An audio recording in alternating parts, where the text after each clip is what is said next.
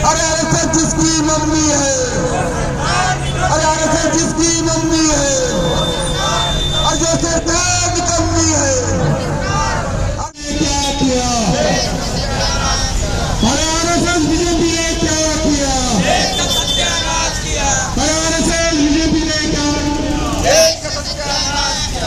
अरे बोलिए। जिस तरह से उड़ीसा कटक में, मेरा नाम अलियार खान है, मैं जिला अध्यक्ष लोकसभा का छत्रपति संभाजीनगर औरंगाबाद से। जिस तरह से आरएसएस बीजेपी की सरकार ने कटक उड़ीसा में 100 एकड़ में जो मैदान हम लोगों ने परमिशन 2 महीने पहले लेकर उसको बुक किया था, उसके जो तैयारी थी, ये हमारा हर साल का रूटीन है।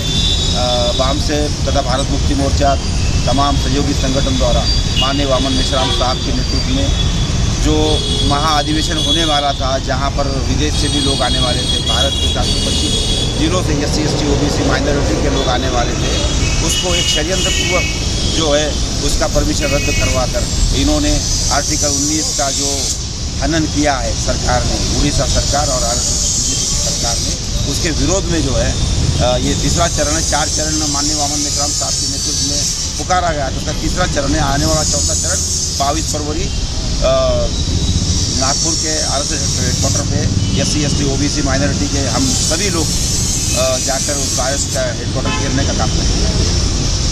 क्या आपकी मुख्य मांग क्या है? जिस तरह से भारत के अंदर SC ST OBC तमाम भारत के मूल निवासी का जो हक अधिकार का हनन हो रहा है, आर्टिकल 19 और बाकी जितनी हमारे मूलभूत जो अधिकार है उसका हनन हो रहा है, जिस तरह से हम लोगों को प्रताड़ित किया जा रहा है, उसके विरोध में जो है क्योंकि सरकार आरएसएस से चलती है, नागपुर से चलती है, उसके विरोध में जो है हम आरएसएस का हेडक्वार्टर घेरने का प्रयास करेंगे 22 फरवरी 2026। साथियों, जय मुनियासी। माझं नाव संतोष साळवे, मी भारत मुक्ती मोर्चाचा जिल्हाध्यक्ष आहे।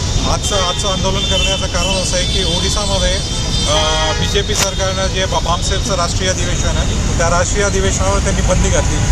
त्याच्या विरोधामध्ये आजचं हे आंदोलन होत आहे आणि चौथ्या टप्प्याचं जे आंदोलन आहे हे 22 फेब्रुवारी 2026ला नागपूरला RSS हेडक्वार्टरला लाखोच्या संख्येमध्ये आम्ही तिथे हे RSS हेडक्वार्टर घेरत आहे आणि मी पूर्ण बहुजन समाजाला अपील करतो, तुम्ही मोठ्या संख्येनं तिथे या आणि हे आंदोलन यशस्वी करा। माझं नाव संतोष साळे, भारत मुक्ती मोर्चा जिल्हाध्यक्ष। जय भीम, जय मुनियासी। पत्रकार बंधूंचं मी या ठिकाणी आभार व्यक्त करतो की तुम्ही आमच्या संघटनेचे आवाज नागरिकांपर्यंत पोहोचवण्याचा प्रयत्न करत आहात।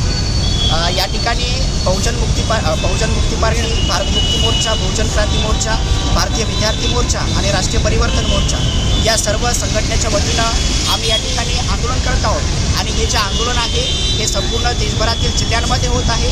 आमच्या प्रमुख मागण्या अशा आहेत की दिनांक 25 डिसेंबर 2025 पासून ते 30 डिसेंबर 2025 पर्यंत 5 दिवसीय राष्ट्रीय अधिवेशन दरवर्षीप्रमाणे बामसेफचं होत असते।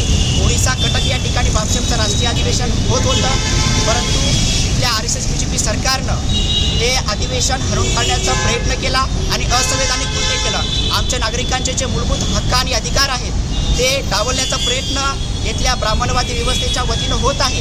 याचा निषेध म्हणून आम्ही या ठिकाणी आंदोलन करत आहोत आणि याच्यानंतर सुद्धा 22 फेब्रुवारी 2026 रोजी भारत मुक्ती मोर्चाचे राष्ट्रीय अध्यक्ष माननीय वामन मेश्राम साहेब यांच्या नेतृत्वामध्ये 22 फेब्रुवारी 2026ला RSSच्या नागपूर येथील हेडक्वार्टरवरती राष्ट्रव्यापी रॅली प्रदर्शन आम्ही त्या ठिकाणी करणार आहोत आणि आमचे हक्क आणि अधिकार वाचले पाहिजे, संविधान वाचलं पाहिजे, यासाठी आम्ही त्या ठिकाणी आमची लढाई लढण्याचं काम करणार आहोत।